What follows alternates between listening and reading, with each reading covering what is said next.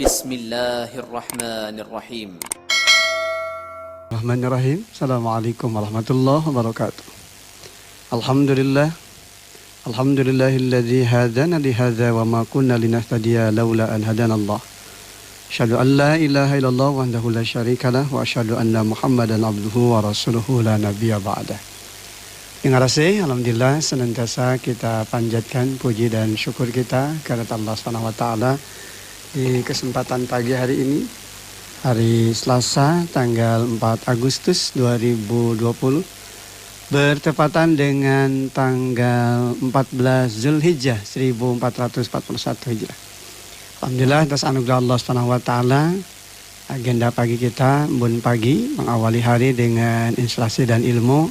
Insyaallah kita akan senantiasa terus berbagi ilmu, berbagi pencerahan dari gelombang 102,3 FM Radio Rasi yang dipancarluaskan dari Jalan Setiabudi nomor 19 Bandung. Dengan Rasi, insyaallah di kesempatan pagi hari ini inspirasi kita terkait dengan apa yang Allah firmankan di dalam Al-Quran surah Al-Anfal. Insyaallah kita akan kupas dari ayat ke-27, 28 dan ayat ke-29. 3 ayat ini tentu saja banyak memberikan inspirasi dalam kehidupan kita terkait dengan pesan moral dari Al-Quran, dari apa yang Allah pesankan, dari apa yang Allah nasihatkan kepada hamba yang beriman. Di balik setiap pesan, di balik setiap nasihat yang Allah Subhanahu wa taala sampaikan, tentu saja mengandung begitu banyak hikmah, begitu banyak pelajaran yang pada gilirannya akan menghadirkan kemuliaan, keberkahan, bahkan ampunan insyaallah subhanahu wa ta'ala. Derajat kemuliaan, derajat keberkahan sejatinya merupakan bagian dari fitrah insaniyah, dari apa yang senantiasa kita dambakan di dalam setiap langkah hidup dan kehidupan. Di kesempatan bulan Zulhijjah ini tentu saja momen-momen terkait dengan ketaatan, ketundukan dan kepatuhan kepada Allah masih hangat untuk terus kita bicarakan. Terlebih tentu saja momen bulan Zulhijjah memang senantiasa mengingatkan kembali kepada kita akan napaktilas hidup paling indah sepanjang zaman dari kehidupan Nabiullah Ibrahim alaihissalam dan keluarganya. Bagaimana momen-momen itu tentu saja di dalamnya mengandung begitu banyak pembelajaran berharga akan pentingnya hidup di dalam garis ketaatan, ketundukan dan kepatuhan yang secara total hanya disandarkan kembali kepada Allah Subhanahu wa taala. Dan buah kemanisan dari ketundukan, kepatuhan dan ketaatan kepada Allah itulah yang kemudian menjadikan Ibrahim dikenang, diingat sepanjang zaman, bahkan menjadi rujukan di dalam setiap langkah hidup dan kehidupan umat manusia. Mari kita baca terlebih dahulu apa yang Allah firmankan di dalam Al-Quran surah Al-Anfal di ayat ke-27, 28 dan ayat ke-29. A'udzubillahi minasyaitonirrajim. Ya ayyuhalladzina amanu la takhunullaha war rasul wa takhunu amanatikum wa antum ta'lamun. Wahai orang-orang yang beriman, janganlah kamu mengkhianati Allah dan Rasul, dan juga janganlah kamu mengkhianati amanah-amanah yang dipercayakan kepadamu sedang kamu mengetahui. Wa'lamu annama amwalukum wa auladukum fitnah wa annallaha indahu ajrun azim. Dan ketahuilah bahwa hartamu dan anak-anakmu itu hanyalah sebagai cobaan, dan sungguhnya di sisi Allah ada pahala yang besar. Ya ayyuhalladzina amanu in tattaqullaha yaj'al lakum furqana wa yukaffir ankum sayyi'atikum wa yaghfir lakum wallahu dzul fadlil azim.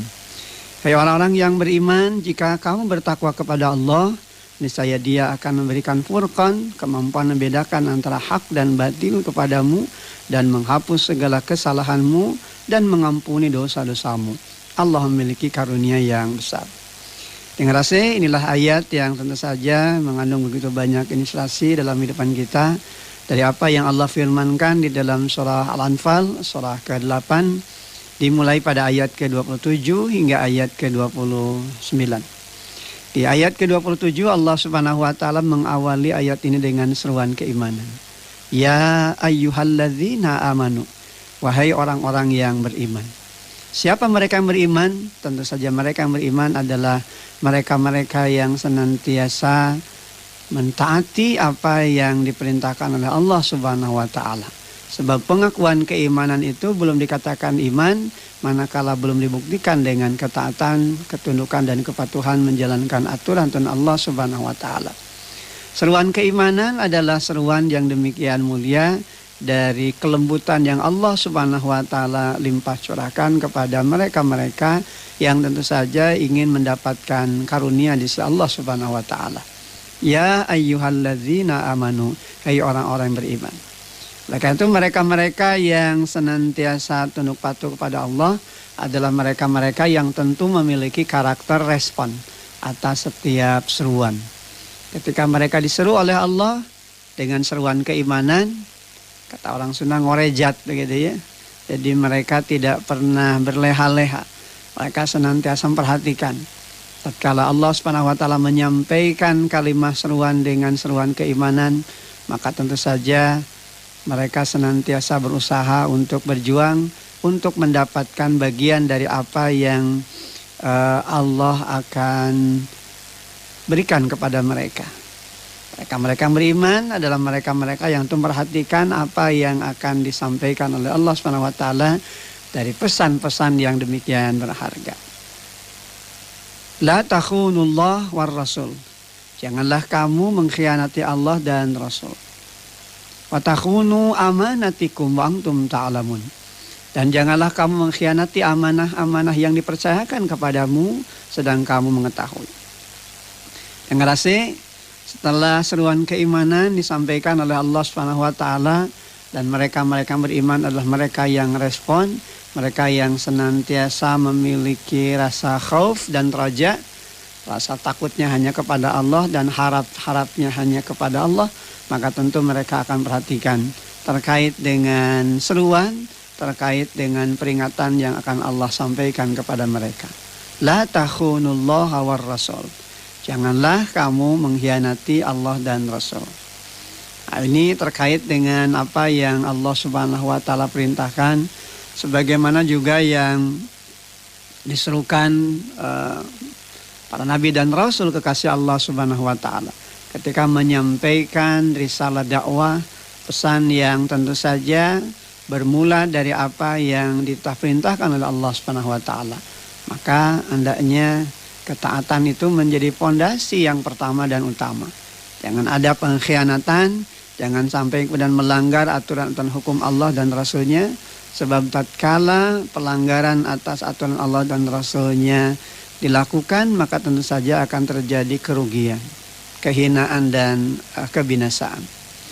Apa yang Allah Subhanahu wa taala serukan kepada setiap pribadi muslim untuk senantiasa menjaga ritme hidup dalam keimanan dan ditindaklanjuti dengan semangat untuk hidup di dalam ketaatan, tidak mengkhianati Allah dan Rasulnya, yaitu jangan sampai mengabaikan kewajiban-kewajiban yang harus mereka laksanakan. Jangan sampai melanggar larangan-larangan Allah yang telah ditetapkan dengan perantaraan wahyu. Tidak mengkhianati amanah yang dipercayakan kepada mereka, yakni segala macam urusan yang menyangkut masalah-masalah kehidupan. Urusan pribadi kita ada amanah Allah yang harus kita pertanggungjawabkan. Bagaimana kita menjaga setiap langkah hidup dan kehidupan kita terkait dengan tanggung jawab kita secara pribadi di hadapan Allah Subhanahu wa taala. Jasad kita ini ada haknya yang tentu saja kita juga punya kewajiban untuk menjaganya. Yang di dalam hal itu tentu saja juga kaitan dengan mentaati aturan-aturan Allah Subhanahu wa taala dan mengikuti apa yang telah digariskan di dalam kehidupan Rasulullah SAW sebagai panutan, sebagai ikutan dari apa yang tentu akan senantiasa menjadi uswah hasanah, contoh teladan yang baik di dalam kehidupan. Dengan rasa ketaatan menjalankan aturan Allah dan Rasulnya adalah bagian dari modal hidup. Karena tentu saja mereka yang taat kepada aturan Allah dan Rasulnya, maka pasti mereka juga tidak akan mengkhianati amanah-amanah yang dipercayakan kepada dirinya. Termasuk tentu saja amanah pekerjaan. Jadi kalau kita bicara tentang pekerjaan, kata orang Sunda mah aya istilah kudu kakesangan. Jangan sampai apa yang kita lakukan dari pekerjaan kita lantas kemudian kita abaikan, hari gajina hayang begitu kan, tapi kemudian tanggung jawabnya justru malah ditinggalkan. Hati-hati dengan hal ini karena ini juga menyangkut masalah amanah, masalah tanggung jawab yang harus dipertanggungjawabkan di hadapan Allah Subhanahu wa taala. Karena bagaimanapun ini adalah bagian dari aspek hidup yang terkait langsung dengan urusan kepemimpinan. Memimpin diri dalam kaitan tugas tanggung jawab diri tentu nanti akan ada tanggung jawab di hadapan Allah yang akan diminta pertanggungjawabannya. Kullukum ra'in wa kullukum mas'ulun an ra'iyati. Setiap diri kamu adalah pemimpin dan setiap diri kamu pasti akan diminta pertanggungjawaban atas apa yang telah dipimpinnya. Pekerjaan kita sekecil apapun tentu nanti akan ditanya di hadapan Allah Subhanahu wa taala. Jangan kemudian kita menganggap bahwa pekerjaan kita seolah-olah tidak akan berhadapan dengan tanggung jawab gitu kan. Jangan dianggap bahwa pekerjaan yang kita lakukan tidak akan berhubungan langsung dengan kaitan akhirat kita. Karena bagaimanapun kehidupan dunia tentu saja juga akan berbanding lurus dengan hasil akhir yang nanti akan kita terima dari perjuangan kita tatkala kita kembali kepada Allah Subhanahu wa taala. Nah, ini sebabnya kenapa Rasulullah SAW juga senantiasa mengingatkan kembali kepada kita, ad-dunya majra'atul akhirah. Dunia itu ladang bagi kehidupan akhirat. Oleh karena itu jangan sampai kemudian kehidupan dunia kita melenakan kita, apalagi kemudian banyak tanggung jawab dari amanah-amanah di dalam kehidupan dunia ini yang kemudian kita abaikan. Pekerjaan yang kita jalani di dalam keseharian kita hendaknya kita lewati dengan senantiasa bersandar kepada tanggung jawab moral. Kalau toh manusia tidak melihat, maka tentu yakinlah Allah Subhanahu wa taala adalah zat yang senantiasa mengawasi, memperhatikan sekecil apapun yang kita lakukan. Oleh karena itu, indahnya kehidupan seorang muslim itu pendengar AC ditandai dengan semangat untuk tawasobil haq wa tawasobil sabar. Saling berwasiat, saling mengingatkan dalam kesabaran di dalam menetapi kebenaran. Termasuk di dalamnya tentu saja juga menjaga ritme hidup kita agar amanah-amanah yang hadir dalam kehidupan kita jangan sampai satupun yang kita abaikan. Sebab tatkala kita melakukan pengabaian atas amanah-amanah yang ada dalam kehidupan kita, maka tentu saja ini hanya akan berdampak dalam kehidupan kita dengan kerugian, kehinaan bahkan kebinasaan. Nah, pendengar AC, Allah Subhanahu wa taala senantiasa mengawasi, senantiasa memperhatikan sekecil apapun yang kita lakukan, bahkan sir alaniyah yang tersembunyi ataukah yang terang-terangan. Yang tersembunyi pun tentu saja tidak lepas dari pengawasan Allah, apalagi yang terang-terangan. Allah menghendaki kita senantiasa hidup di dalam ketaatan, tidak mengkhianati apa yang telah Allah Subhanahu wa taala wasiatkan dan Allah pesankan, termasuk dari apa yang dicontohkan di dalam kehidupan para nabi dan rasul kasih Allah. Demikian juga terhadap amanah-amanah yang hadir dalam depan kita, dalam tanggung jawab diri kita sebagai hamba Allah, ada amanah yang harus kita tunaikan dalam kaitan kehidupan bermuamalah dalam kemasyarakatan terkait dengan pekerjaan kita, tanggung jawab kita. Hati-hati, ini juga ada amanah yang memang ini akan membawa aspek kemuliaan dalam kehidupan manakala kita tunaikan sesuai dengan tanggung jawab kita, namun akan berakibat atau berdampak buruk dalam kehidupan kita manakala kita abaikan. Mungkin saja banyak terjadi dalam kehidupan kita, orang mengabaikan tanggung jawab pekerjaan, dia tidak mengalami hal yang buruk dalam kehidupannya, namun kemudian ditimpakan, kemudian dilimpahkan justru kepada hal-hal yang lain, saja kepada anak atau kepada keturunan. Nah, ini nauzubillah min dzalik, jangan sampai terjadi begitu ya. Kita melaksanakan tanggung jawab kita, tugas kita dengan sepenuh hati, tentu saja insya Allah ini akan berbuah kemanisan dalam kehidupan kita. Tapi bayangkanlah hal yang terburuk manakala kita mengkhianati amanah-amanah yang dipercayakan kepada kita. Tatkala itu kemudian kita abaikan, mungkin kita akan terhindar terbebas dari kemadolatan, tapi jangan salah, orang-orang yang kemudian hadir dalam kehidupan kita, terlebih tentu saja anak keturunan kita, akan merasakan dampak akibat dari apa yang kita lakukan dari perbuatan-perbuatan buruk kita, begitu kan. Karena ada yang masuk ke dalam rongga mulut kita dari perkara-perkara yang haram, yang kemudian juga dinikmati oleh anak keluarga, yang kemudian justru berasal dari perkara yang haram, maka tentu saja ini akan menimbulkan kemadaratan, bahkan tentu saja kecelakaan, kehinaan dan kebinasaan. Oleh karena itu Allah SWT ingatkan kembali kepada kita, la takhunullaha war rasul wa takhunu amanatikum. Janganlah kamu mengkhianati Allah dan Rasulnya, dan juga jangan mengkhianati amanah-amanah yang dipercayakan kepadamu. Wa antum ta'lamun, sedang kamu mengetahui. Kita semua sudah diberikan petunjuk oleh Allah, potensi akal dan pikir untuk memahami bahwa setiap tanggung jawab itu tentu nanti akan ada pertanggungjawabannya. Akan ada hal yang nanti akan diminta di hadapan Allah Subhanahu wa taala berkait langsung dengan apa yang sudah kita tunaikan. Tatkala kita tunaikan dengan optimal, maka tentu ini akan menghadirkan kemuliaan dan keberkahan. Namun manakala kita abaikan, maka tentu saja nanti akan menimbulkan kehinaan, kerugian, bahkan kebinasaan dari apa yang sesungguhnya tentu sangat tidak kita harapkan. Dan selalu berharap bahwa hidup ini selalu dalam kemuliaan. Tatkala kita bisa menunaikan setiap tanggung jawab kita dari amanah-amanah dalam kehidupan kita dan segala hal dalam kehidupan kita, pendengar asih. Karena memang diri kita, pekerjaan kita, hubungan kita dengan sama dari tanggung jawab kita untuk menjalankan ketaatan kepada aturan Allah memang harus kita jalani secara total begitu ya. Jangan sampai kemudian justru malah kita abaikan. Oleh karena itu apa yang kita perjuangkan dalam kehidupan kita, baik harta maupun anak, juga pada intinya hanyalah ujian, hanyalah cobaan. Dan tentu saja ini semua akan menghadirkan kemuliaan manakala kita menjalani dan melewatinya dengan senantiasa mengedepankan nilai-nilai ketaatan. Ritme hidup kita berada di dalam ketundukan dan kepatuhan kepada Allah.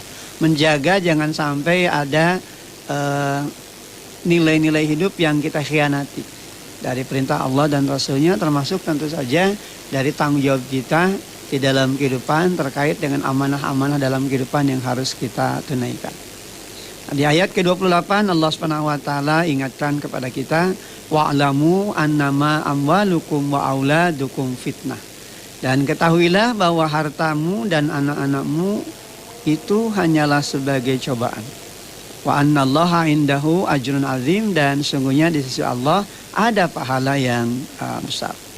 Dengar asih, Allah Subhanahu wa taala memerintahkan, bahkan mengingatkan kepada kita selaku seorang muslim agar betul-betul mengetahui, bahkan memahami bahwasanya harta gitu kan, anak adalah ujian, cobaan.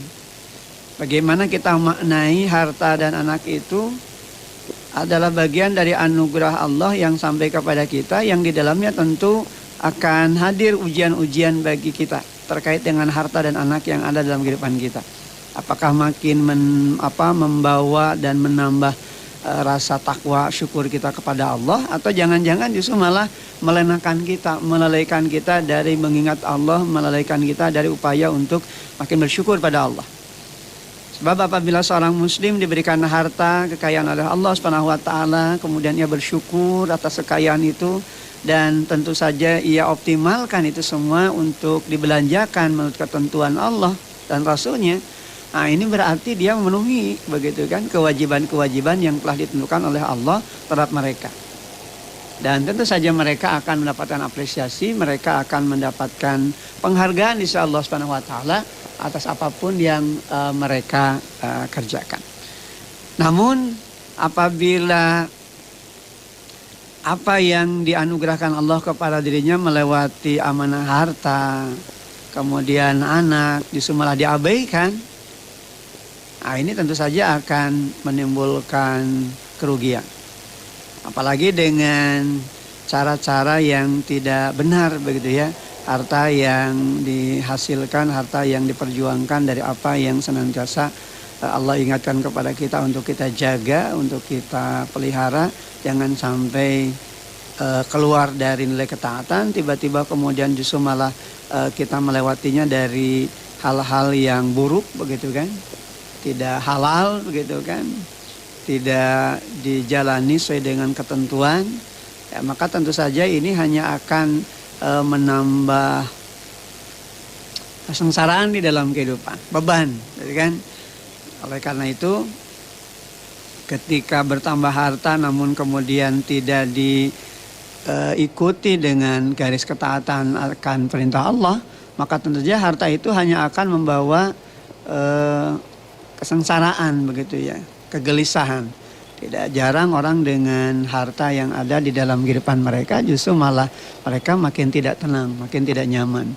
Padahal galibnya, fitrahnya kalau orang memiliki harta itu kan pasti dia ingin tenang, bisa terpenuhi apa yang menjadi harapan dan keinginan-keinginan di dalam kehidupannya. Tapi tak jarang pendengar nasihat justru ada orang yang bertambah hartanya justru malah makin gelisah hati.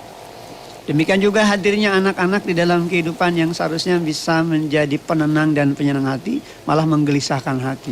Nah, ini berarti ada sesuatu yang keliru, ada sesuatu yang salah, yang tidak kita lewati sesuai dengan apa yang dikehendaki oleh Allah dan Rasulnya.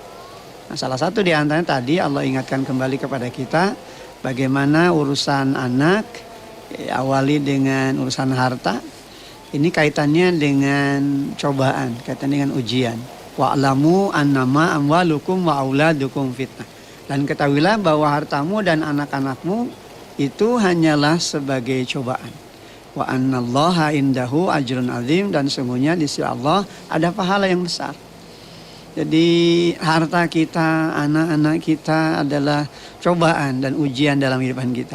Apakah dengan hadirnya harta itu makin mendekatkan diri kita kepada Allah, ataukah justru makin menjauhkan kita dari Allah? Apakah hadirnya anak-anak kita makin menguatkan langkah kita untuk menjaga amanah tanggung jawab kita di depan Allah terkait dengan apa yang mereka makan, dari apa yang kita perjuangkan, apakah betul-betul halal, atau jangan-jangan justru malah banyak perkara-perkara yang tidak jelas, begitu ya, dari perkara-perkara yang kita keluarkan untuk mereka, yang kemudian dikonsumsi, masuk ke dalam rongga mulut mereka, menjadi darah dan daging yang dalam kehidupan tentu akan mempengaruhi ritme hidup dan kehidupan. Akan tentu saja apa yang Allah firmankan di ayat ke-28 di surah Al-Anfal ini sejatinya merupakan bagian dari peringatan insya Allah SWT. Agar kita tidak lupa kepada ketentuan agama. Lantaran harta dan banyak anak yang kemudian menjadikan kita lalai mengingat Allah. Nah, kita bisa baca juga kan bagaimana di dalam surat Al-Munafikun, ya, surat ke-63 di ayat ke-9. Allah ingatkan juga mengawalinya dengan seruan iman. Ya ayyuhalladzina amanu, hai orang yang beriman, la tulhikum amwalukum wala auladukum an dzikrillah. Janganlah harta bendamu dan anak-anakmu melalaikan kamu dari mengingat Allah. Wa may yaf'al dzalika faulaika humul khasirun. Dan barang siapa berbuat demikian, maka mereka itulah orang-orang yang rugi. Jadi orang beriman tentu akan menjaga hartanya dan menjaga anak-anak mereka agar apa yang mereka dapatkan dari anugerah Allah berupa harta dan anak-anak itu menjadi jalan kesempatan bagi mereka untuk makin dekat kepada Allah, makin mengingat Allah, bukan sebaliknya. Jadi kalau orang-orang yang kemudian dengan anugerah harta dan anak makin menjauhkan mereka dari mengingat Allah, berarti itu adalah kerugian. Oleh karena itu Allah ingatkan kepada kita bahwa hamba yang beriman tentu saja berbanding lurus hidupnya dengan ketaatan, berbanding lurus dengan kehati-hatian. Manakala diberi harta, dia jaga harta itu dengan benar, diinfakkan jalan Allah. Pun manakala mereka mendapatkan anugerah lewat hadirnya anak-anak dalam kehidupan, maka anak-anak itu juga dijaga sesuai dengan apa yang dikehendaki oleh Allah SWT. Sebab manakala dilanggar, manakala diabaikan, Allah menyatakan wa may yaf'al dzalika faulaika humul khasirun. Dan barang siapa buat demikian, artinya mereka mengabaikan aturan-aturan Allah, menjadikan harta dan anak itu justru makin lupa kepada upaya zikir kepada Allah, ingat kepada Allah, maka mereka itu masuk kategori orang-orang yang mendapatkan kerugian. Nah, pendengar AC, inilah hal-hal yang tentu saja harus senantiasa kita jaga, kita rawat, kita pelihara di dalam kehidupan kita, agar apapun yang hadir dalam kehidupan kita, nah ini kaitan harta kan, kaitan anak, jangan sampai menjadikan kita jadi terlena karena jadi lupa kepada Allah. Maka itu di ayat ke-29 Allah memberikan apresiasi itu kan, penghargaan. Mereka-mereka yang selalu di dalam keimanan dan kemudian menindaklanjuti keimanan mereka dengan ketaatan kepada Allah, pasti mereka akan mendapatkan kemuliaan-kemuliaan yang sangat luar biasa. Nah, kita baca nih ayat ke-29 di surah Al-Anfal ini. Ya ayyuhalladzina amanu, hai orang-orang yang beriman, in tattaqullah, jika kamu bertakwa kepada Allah, yaj'al lakum furqana, niscaya Dia akan memberikan furqan, ya, kemampuan, kesanggupan membedakan antara perkara yang hak dan perkara yang batil. Termasuk juga makna furqan itu dalam beberapa keterangan dimaknai dengan bantuan atau pertolongan. Jadi mereka yang beriman, mereka yang kemudian menindaklanjuti keimanan itu dengan ketaatan yang total kepada Allah, maka Allah akan memberikan kepada mereka dengan furqan, gitu kan, kemampuan, kesanggupan untuk memilah dan memilih, membedakan ini perkara hak, ini perkara batil, sehingga tidak bercampur baur, sehingga mereka akan diselamatkan dengan hartanya, diselamatkan dengan hadirnya anak-anak di dalam kehidupan mereka. Itu kan, jadi hadirnya harta menyelamatkan, bukan mencelakakan. Sebagaimana juga hadirnya anak dalam kehidupan juga menjadi penenang hati dan penyenang hati, bukan malah kemudian menimbulkan masalah demi masalah di dalam kehidupan. Wa yukafir ankum sayiatikum, dan Allah juga akan menghapus segala kesalahan-kesalahanmu, ya kan? Artinya apa? Melepaskan beban-beban, ya kan? Permasalahan-permasalahan dalam kehidupan itu akan dihilangkan oleh Allah, sehingga dia selalu bersikap lapang. Kalaupun berhadapan dengan masalah, ya anggap masalah itu bukan sesuatu yang harus menjadikan dirinya gelisah. Terus begitu ya, diikuti dengan kekhawatiran yang pada akhirnya justru hanya membawa dampak pengaruh bagi fisiknya. Kan banyak orang yang kemudian karena terus memikirkan masalah-masalah dalam dirinya, karena tidak diimbangi dengan ritme hidup dalam ketaatan dan ketundukan kepada Allah, justru makin gelisah hatinya, ya kan? Sakit juga makin parah, begitu kan? Kenapa? Karena tidak dinikmati sebagai bagian dari ujian insyaallah subhanahu wa ta'ala untuk menjadi jalan penghapus dosa-dosa. Karena Allah untuk menghapus kesalahan itu melewati bagian-bagian yang kemudian di dalamnya Allah berikan kepada hamba-hambanya. Salah satu di antara sakit, itu kan. Nah, berkurangnya harta itu kan ujian. Di sisi lain, tapi juga tentu saja ini adalah karunia manakala kita kembalikan kepada Allah Subhanahu wa taala. Tatkala harta itu hilang dalam kehidupan, ya kita kembalikan kepada Allah. Kenapa? Toh awalnya kita tidak punya, begitu ya. Kalau kemudian Allah ambil, ya itu hak Allah, gitu kan, untuk mengambil. Tapi yakin kalau kemudian kita mengembalikannya sepenuhnya kembali kepada Allah, Allah pun nanti akan ganti dengan hal yang lebih baik dari perkara-perkara yang tentu akan memuliakan kita, bukan perkara-perkara yang menggelisahkan, apalagi menjadikan kita menjadi hina, rugi, dan binasa. Wa yaghfir lakum, dan Allah juga akan mengampun dosa-dosamu. Luar biasa ini ya, jadi apresiasi begitu ya, penghargaan insyaallah bagi mereka-mereka yang beriman kemudian menindaklanjuti keimanan mereka dengan ketaatan kepada Allah. Takwa itu kan sebagai bekal, sebagai modalnya. Yaj'al lakum furqana wa yukafir ankum sayiatikum wa yaghfir lakum. Niscaya Allah akan memberikan furqan, jadi kesanggupan bagi manusia yang menjalaninya untuk bisa memilah dan memilih, membedakan begitu kan antara perkara yang hak dan batil, sehingga dia tidak main labrak saja. Apapun yang dilakukan tentu dia perhitungkan, ini hak ataukah batil, ini halal ataukah haram, begitu kan. Ini akan mencelakakan atau menyelamatkan. Sebab manusia kalau sudah gerusukan, begitu istilahnya, kalau sudah tidak lagi mempertimbangkan baik dan buruk dari perkara yang terjadi dalam kehidupan, pasti dia akan berhadapan dengan kerugian, kehinaan, dan kebinasaan. Dan ini yang tentu saja harus senantiasa kita waspadai ya di dalam kehidupan. So, bagaimanapun tentu keimanan ini kan sebagai pondasi, sebagai alat ukurnya yang kemudian membimbing dan mengarahkan dia pada hal-hal yang positif, yang kemudian ada ketaatan, intattakullah, dengan ada ketakwaan yang utuh, artinya tidak bergeser walaupun setapak, tidak ada hasrat walaupun sejenak untuk berpaling dari aturan-aturan Allah Subhanahu wa taala, dan senantiasa hidup di dalam garis ketaatan itu. Dan bagi mereka yang sudah mendapatkan furqan, begitu ya, kesanggupan, kemampuan untuk memilah dan memilih mana perkara hak dan mana perkara batil, kemudian mereka juga oleh Allah dihapuskan segala kesalahan-kesalahan, jadi dibukakan jalan keluar atas permasalahan-permasalahan di dalam kehidupan, sehingga dia senantiasa nyaman hidupnya, yakin bahwa di balik kesulitan itu ada kemudahan, setelah kesulitan itu akan ada kemudahan. Kesulitannya satu kali tapi kemudahannya berulang-ulang, berkali-kali dan berkali-kali, sehingga dia tentu bisa segera keluar dari permasalahan-permasalahan yang ada. Kalaupun toh hadir masalah, tidak dijadikannya sebagai keresahan di dalam dirinya, tapi semata-mata dijadikan sebagai bagian dari kekuatan diri untuk makin mendekatkan diri kepada Allah Subhanahu wa taala. Wallahu dzul fadlil azim, dan Allah memiliki karunia yang besar. Artinya apa? Karunia Allah itu adalah karunia yang sangat besar, dan hanya mereka-mereka yang taat kepada perintah Allah yang pasti akan mendapatkan karunia yang besar itu. Karunia untuk senantiasa bisa membedakan antara perkara hak dan batil, yang kemudian tentu saja dia juga senantiasa menemukan kemuliaan di dalam kehidupannya. Dikeluarkan dari berbagai belenggu, termasuk diampuni segala dosa. Karena tidak ada manusia di muka bumi ini yang lepas dari kesalahan dan dosa. Pasti kita pernah berbuat salah dan dosa.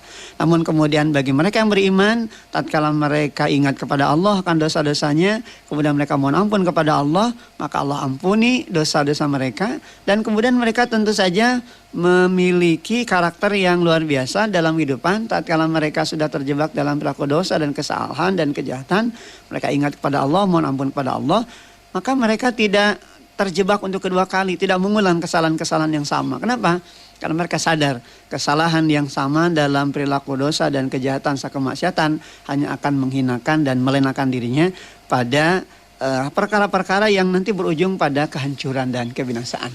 Nah, pendengar kasih, kita sudah berada di penghujung acara kita Ambon Pagi. Mudah-mudahan apa yang dipaparkan di kesempatan pagi hari ini, 3 ayat yang saya paparkan di surah Al-Anfal di ayat ke-27, 28 dan 29 ini senantiasa akan menginspirasi hidup dan kehidupan kita untuk terus kita torehkan dalam kehidupan kita menjadi napak tilas hidup dari perjalanan hidup yang tentu nanti akan diikuti jejak kita oleh generasi kita, anak keturunan kita, yang tentu mereka juga akan mewarisi kemuliaan dan keunggulan dari jalan hidup yang kita lewati. Sebagaimana juga momen bulan Zulhijjah ini, pendengar asik.